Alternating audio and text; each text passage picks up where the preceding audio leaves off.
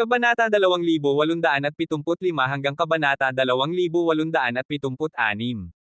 Kabanata 2875. Ito. Ang tagpong ito ay nagpayanig sa lahat sa loob at labas ng Xinwu Academy, at ang mga disipulo ng iba pang tatlong courtyard na nasa ibabaw ng arko ay mas lalong nagulat. Hindi mapigilan ni Gu Yuanpeng ang kapangyarihan ng Ninth Revelation Supreme. Gayunpaman, bago pa man humupa ang pagkabigla sa puso ng mga nakakita ng tagpong ito sa loob at labas ng Xinwu Academy, ang katawan ni Yehan, na parang nagwawalang demonyong unggoy, ay sumugod patungo sa mga disipulo ng South Academy. Kung ayaw ninyong kumilos, ako na ang gagalaw. Ang malamig na boses ay umalangaw sa langit at lupa. Sa sandaling ito, ang figurang may hawak na black iron rod ay sumugod na sa kampo ng mga henyo ng South Court.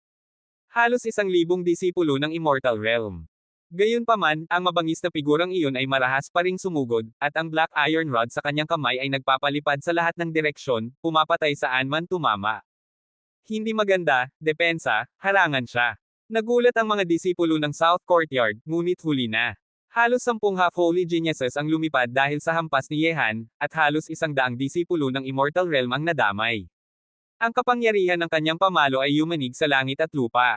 Ang nagwawalang figurang iyon ay gumagawa ng isang alamat sa sandaling ito, 3 galaw lang, lahat ng semi-holy geniuses sa tunay na martial arts list ng South Court ay natalo at malubhang nasugatan, nawalan ng kakayahang lumaban, at halos kalahati ng 1,000 disipulo ng Immortal Realm ay nadamay. Tumigil ang oras.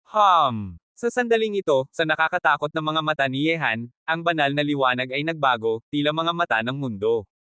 Matapos niyang bugbugin ang lahat ng semi-holy geniuses at halos kalahati ng mga immortal disciples sa Southern Courtyard, ipinamalas ni Yehan ang kanyang innate ability. Sa oras na ito, ang lahat ng naglalakihang kapangyarihan ng mga estudyante mula sa South Courtyard na umaatake kay Yehan ay tumigil, at huminto ang pagdaloy ng oras. At si Yehan ay umikot at humampas sa lahat ng direksyon gamit ang isang palo sa gitna ng nakapirming oras. Mga disipulo ng South Court, natalo. Ang nakakatakot na palo ay lumipad sa lahat ng direksyon, at nagliparan ang napakakapal na bilang ng mga tao, na lalo pang nagpayanig sa mga nasa loob at labas ng Xinwu Academy, dahil sa sandaling ito, wala ni isang tao sa paligid ni Yehan ang nakatayo pa. Gulat na gulat, ang mga tao sa mundo ay natigilan na parang nakakita sila ng himala.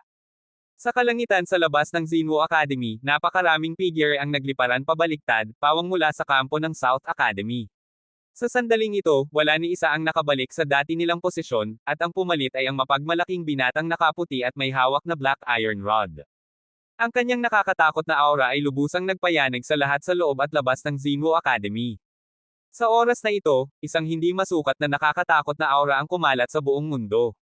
Walang sino man ang umasa na ang kabataang Ninth Revelation Supreme ay magiging ganoon katindi. Sa bawat palo ng kanyang pamalo, madali niyang tinalo ang lahat ng disipulo ng Southern Academy. Isang tao lang ang tumalo sa lahat ng disipulo ng South Court, ganito ba siya kakilabot? Ano ba ang nakita ko? Isang Ninth Revelation Supreme, mag-isa, may isang pamalo, tinalo ang lahat ng disipulo ng Southern Court. Mahigit 20 tunay na martial arts geniuses sa Southern Court, lahat sila half-holy, at libo-libong Immortal Realm disciples. Ganyang lakas, madaling tinalo ng isang Ninth Revelation Supreme. Diyos ko, hindi ka panipaniwala. Paano ito posible? Mayroon bang ganito kalakas na tao sa hanay ng Ninth Revelation Supremes? Ninth Revelation Supreme pa ba ito? Malinaw na parang isang Holy King, at lakas na kayang taglayin lamang ng isang sobrang nakakatakot na Holy King. Parang mali ang pagtingin natin kay Hanye. Isang natutulog na tunay na dragon ang dumating. Kapag lumipad ito, tiyak na yayanigan ang mundo. Hindi na nakapagtataka kung bakit siya naglakas loob pumunta sa Xinwu Academy. Kung ganito ang kanyang kapangyarihang pandigma, maaaring siya na ang nag-iisa sa mundo. Kahit na Ninth Revelation Supreme lang ang kanyang realm, ang kanyang lakas ay katulad na ng isang Holy King. Isa siyang nilalang na hindi na maituturing na tao. Nagimbal ang mundo, at nag-iingay ang Xinwu Academy sa loob at labas. Ang napakaraming tao ay lubusang nabigla sa sobrang nakakatakot at mabangis na eksena kanina.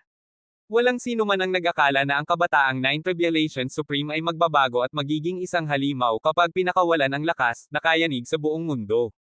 Ganoon din ang mga tyrants. 3 araw na ang nakalipas, ang kay-abangang sinabi ng binata tungkol sa pagsamba sa Mountain True Martial Academy ay inakalang biro at pinagtawanan ng lahat. Ngunit ngayon, gamit ang kanyang sobrang nakakatakot na lakas, sinasampal niya ang lahat ng nang maliit sa kanya. Ang batang ito ay malinaw na Nine Tribulation Supreme, paano siya naging ganito katindi? Namumutla ang mukha ng patriarch ng Lang family. Hindi niya lubos maisip kung bakit si Yehan, na Nine Tribulation Supreme, ay naging isang perpektong halimaw na may ganitong lakas. Sinira nito ang pangunawa ng mundo tungkol sa martial arts realm. Sa sandaling ito, ang mga puwersa tulad ng Tianlang family, Zhao family, Lu family, Teng family, Ye family, Shengmo Island, at iba pa ay hindi makapaniwala. Kung hindi nila nakita mismo ngayon, hindi sila maniniwalang may ganitong halimaw na Nine Tribulation Supreme na umiiral sa mundo. Journovals.com. Our main earning source? Google Ads, got disabled. To stay afloat, we're using low-paying pop-up ads, but we know they're annoying. With your donations, we can cover costs and offer you an ad-free experience in return. Every donation helps you stay independent and improve your browsing experience. Chapter 2876. Elder Tianqing, tao pa ba si Hanye? Nabagabag ang mukha ni Ji Chenyo. Ang isang magandang mukhang parang buwan, ngayon nakaawang ang maliit niyang bibig at tuluyang nawala ang imahe niyang parang payapang diwata. Maging si Elder Tianqing ay nagsalita rin ng may pagkabigla, ang batang ito ay tao, pero hindi siya tao. Nabuhay na ako ng kalahati ng buhay ko, pero hindi pa ako nakakita ng ganitong uri ng nilalang. Hindi ka panipaniwala.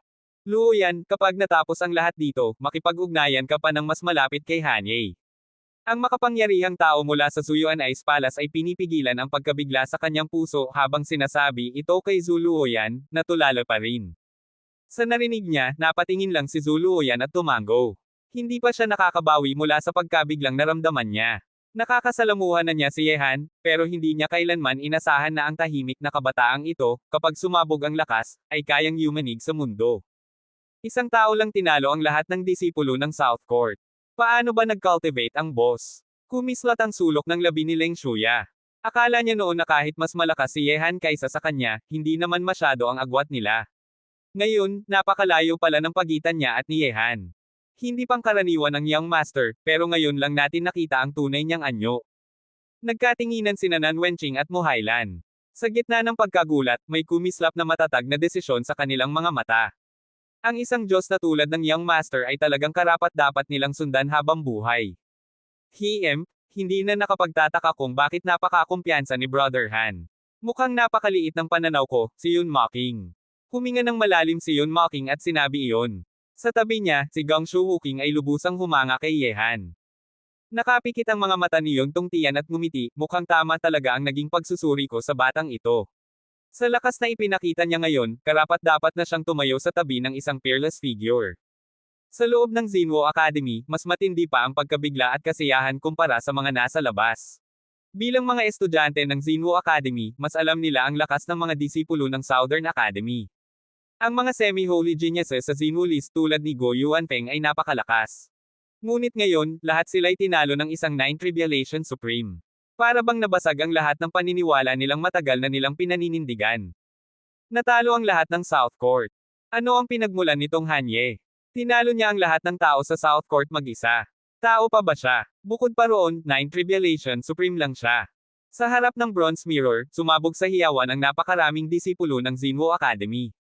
Nagkalat ang mga diskusyon at ingay sa paligid ng Bronze Mirror, at nag-init ang atmosfera sa buong mundo.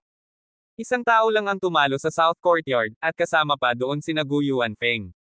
Iyon ba ang tunay niyang lakas? Sa mataas na gusali ng sinaunang kastilyo, nakahiga sa railing ang babaeng naka-purple na damit, tulala, at may kakaibang tingin sa kanyang mga mata.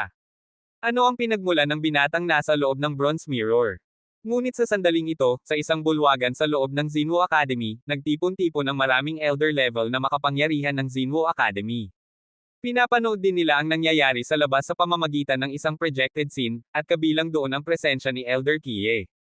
Ngunit ngayon, pangit ang mukha ni Elder Kie, at ang mga tingin ng mga elder sa paligid, mga tinging nagtataglay ng pagkagulat at paghanga, ay lalo lang siyang binabagabag. Elder Kie, alam mo ba ang pinagmulan ng batang ito? Tanong ng isang elder. Hindi ko alam, hindi kilala ang pinagmulan niya. Malamig na sagot ni Elder Kie. Hehe. Kahit ano pa ang pinagmulan niya, dahil ang batang ito mismo ang nagdala ng sarili niya sa Xinwo Academy, hindi natin dapat hayaang mawala sa atin ang hiyas na ito. Sa sandaling iyon, 4 na figure ang sabay-sabay na lumitaw sa bulwagan, 3 lalaki at isang babae, lahat nakasuot ng puting robe na may nakaukit na salitang Zinwo. Ang aura nila ay parang kailaliman ng abyss, hindi masukat. Sa pagdating ng 4, maging ang elder level powerhouses sa bulwagan ay agad na nagbigay galang. Sila ang mga din ng 4 na courtyard, South, North, West, at East. Lahat sila ay nakakatakot na Holy Wheel Emperor level experts. Sa kalangitan sa labas ng Zinwo Academy, matapos talunin ni Yehan ang Southern Academy gamit lang ang isang pamalo, nabigla ang mga disipulo ng 3 natitirang courtyard. Ngunit ngayon, itinoon na ni Yehan ang mata niya sa kanila. Mas masyadong matrabaho kung isa-isang lalapit. Kaya bakit hindi kayong mga henyo ng 3 courtyard ang sabay-sabay ng lumapit? Sa hangin, sa ilalim ng titig ng buong mundo, muli niyang itinaas ang Black Iron Rod. Sa pagkakataong ito, hinahamon ni Yehan ang lahat ng henyo ng 3 courtyard ng sabay-sabay. Lahat ng henyo mula sa 3 courtyard, sabay-sabay na pumunta. Sa pagitan ng langit at lupa, ng bigkasan ng binata ang nakakagulat na mga salitang ito, lahat ay nakaramdam ng pagtaas ng kanyang fighting spirit. Ang napakalakas at mabangis na fighting spirit na iyon ay parang matutulis na espada na umaatungal mula sa kanyang katawan. Nilalabanan ng lahat ng henyo ng 3 Academy ng mag-isa, at ang ekspresyon ng binata ay hindi man lang nagbago, kalma, parang tubig na hindi gumagalaw. Ngunit nang sabihin ito ni Yehan ngayon, wala ng tao sa mundo, sa loob man o labas ng Zinwo Academy, ang naglakas loob na pagtawanan siya. Dahil kanina lang, ginamit na niya ang kanyang nakakapanglupig na lakas para ipakita sa mundo kung sino siya. Isang tao, isang pamalo, madaling tinalo ang lahat ng henyo ng South Court, iyan ang kanyang lakas. Sa sandaling ito, maliban sa not along South Court, napatigil sa pagkabigla ang mga henyo mula sa North Court, West Court, at East Court, at sabay-sabay ding umangat ang galit at fighting intent ng lahat, parang nagwawalang alon sa kalangitan. Ang kanilang matutulis na tingin ay tila nais tusukin ang katawan ni Yehan.